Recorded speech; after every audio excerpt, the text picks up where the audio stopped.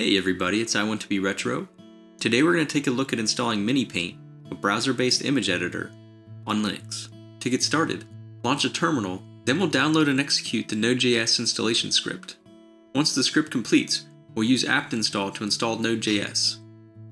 We can verify NodeJS is installed successfully by running node-v and npm-v. Next, we'll use apt install to install the git command line utilities.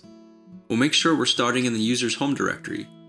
Then using the git clone command, we'll clone the miniPaint GitHub repository. We'll change directory to the location of the source code we just cloned.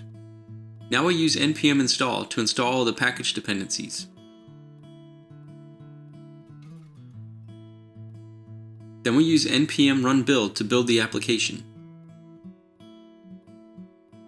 Once the build process completes, we'll run npm run server to run miniPaint. Open a web browser and navigate to the DNS or IP address of the host, /8080.